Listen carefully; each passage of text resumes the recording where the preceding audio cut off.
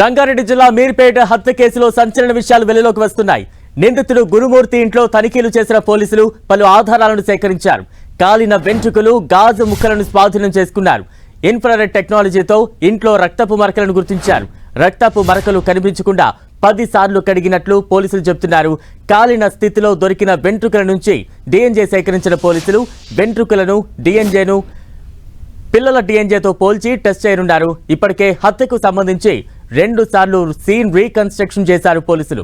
సుమారు 3 గంటల పాటు గురుమూర్తి ఇంట్లో సోదాలు చేసిన పోలీసులు గురుమూర్తి సంచిలో ఏదో తీసుకువెళ్లినట్లు సీసీ కెమెరాల్లో రికార్డ్ అయినట్టు తెలిపారు. సీసీ కెమెరాల ఆధారాలు కేసు దర్యాప్తులో కీలకంగా మారనున్నాయి. మరోవైపు ఇంట్లోని బాత్రూంలోనే మాధవి మృతదేహాన్ని కత్తితో ముక్కలు చేసినట్లు గుర్తించారు. మరోవైపు మాధవిని హత్య చేసినట్లు గురుమూర్తి ఒప్పుకున్నట్లు సమాచారం. అయితే చంపిన విధానంపై 2-3 వెర్షన్లు చెబుతున్నారని తెలుస్తోంది. గురుమూర్తి పిల్లల స్టేట్మెంట్ కూడా రికార్డ్ చేశారు పోలీసులు. పండుగ తర్వాత ఇంట్లోకి రాగానే దుర్వాసన వచ్చిందని గురుమూర్తి కుమార్తె తెలిపింది. అమ్మ ఎక్కడా అని అడిగితే తన తండ్రి మౌనంగా ఉన్నట్లు గురుమూర్తి కూతురు తెలిపింది.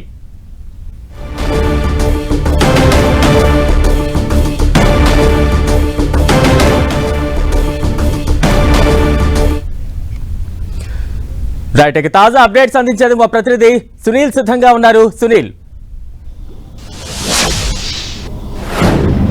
మీర్పేట సంచలనం సృష్టించినటువంటి మర్డర్ కేసులో పోలీసులు దర్యాప్తు ముమ్మరం చేశారు. ఇప్పటికే గురుమూర్తిని పోలీసులు అదుపులో తీసుకొని విచారిస్తున్నారు. అయితే మర్డర్కి సంబంధించినటువంటి ఆనవాళ్ళ విషయంలో ఆధారాలు సేకరించే పనులు పడ్డారు.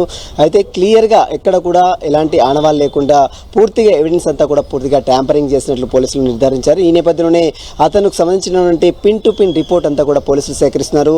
ఇప్పటికే అటు సంబంధించినటువంటి గురుమూర్తి కూతురు, గురుమూర్తి కొడుకు స్టేట్మెంట్ని పోలీసులు నమోదు చేసుకున్నారు. దీంతో పాటు ఆ సంఘటన జరిగినప్పుడు ఇంట్లో దొరికినటువంటి కొన్ని ఎవిడెన్స్తో పాటు అతను కాల్చివేసే సమయంలో కొన్ని శరీర అవయవాలను, శరీర భాగాలను కాల్చివేసే సమయంలో కొన్ని క్లూస్ని నిన్న అధికారులు సేకరించారు.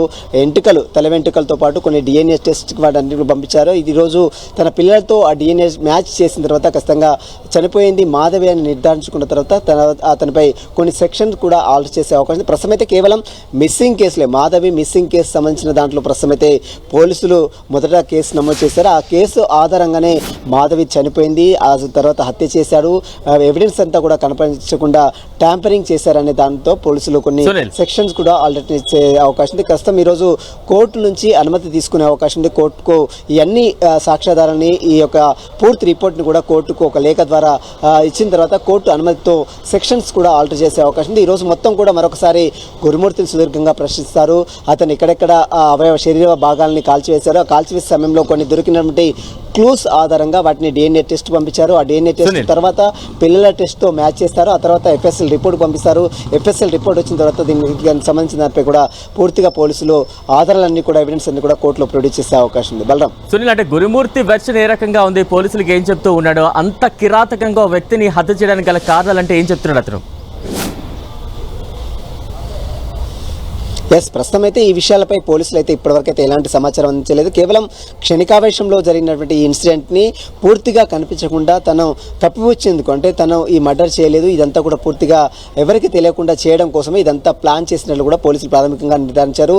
మరోవైపు అతను భార్యపై ఇల్లీగల్ ఎఫైర్ వస్తున్నటువంటి ఆరోపణలు కూడా పెద్ద ఎత్తున ఏర్పడతాయి. కానీ దాని విషయంలో మాత్రం పోలీసులు కొట్టిపడేస్తున్నారు. ఎక్కడ కూడా దానికి సంబంధించినట్టు ఎవిడెన్స్ అయితే పోలీసులు అయితే సేకరించారు. ఇప్పటికే గురుమూర్తి కాల్ డేటా, అటువైపు మాధవి కాల్ డేటా అని పోలీసులు పూర్తిగా అనాలిసిస్ చేశారు, రీట్రై చేశారు.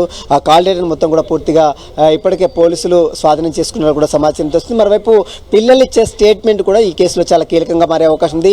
పిల్లల స్టేట్మెంట్ని ఇంట్లోకి రాగానే ముక్కలు చేసిన తర్వాత దుర్వాసన రావడంతో మొత్తం కూడా సంబంధించినటువంటి ఎక్కడెక్కడ ఇప్పటికే అతను యూజ్ చేసినటువంటి కొన్ని మెటీరియల్స్, కత్తి కావచ్చు, కొన్ని మెటీరియల్స్ను కూడా పోలీసులు సీజ్ చేశారు.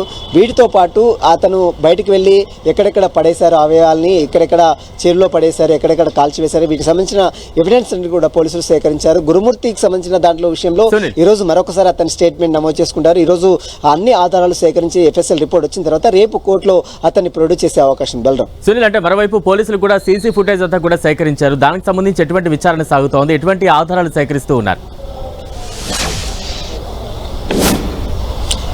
మర్డర్ కేసు సంబంధించిన దాంట్లో గురుమూర్తి ఎప్పుడు బయటకు వెళ్ళాడు, ఎప్పుడు వచ్చాడు, ఆమె అసలు ఇంట్లోకి వెళ్ళిన తర్వాత మళ్ళీ బయటకు వచ్చిందా లేదా, ఇవన్నీ ఆధారాలను కూడా పోలీసులు సేకరించారు. ఎప్పుడైతే గురుమూర్తి భార్య మాధవి ఇంట్లోకి వెళ్ళిందో ఆ తర్వాత ఎప్పుడు కూడా బయటికి రాలేదు. అప్పటి నుంచి ఆమె బయటకు వచ్చిన ఆనవాళ్ళు కూడా ఎక్కడ కూడా లేవు. అయితే గురుమూర్తి అనేక సార్లు ఒక బ్యాగ్ కవర్లో అంటే ఒక సంచి ద్వారా బయటకు వచ్చాడు. 2-3 సార్లు అటు ఇటు తిరిగినటువంటి ఆనవాళ్ళు అయితే ఇప్పటికే పోలీసులు గుర్తించారు.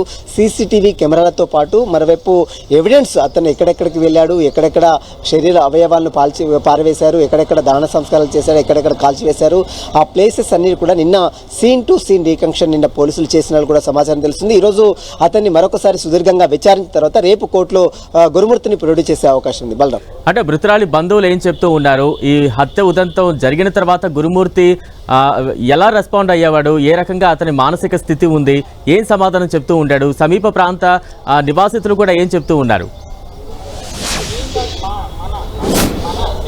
గురుమూర్తి ఒక ఎక్స్ ఆర్మీ ఆఫీసర్గా పనిచేశాడు. తర్వాత అతను రిటైర్మెంట్ అయిన తర్వాత డిఆర్డీఓలో ఒక సెక్యూరిటీ గార్డ్గా పనిచేస్తున్నారు ప్రస్తుతం.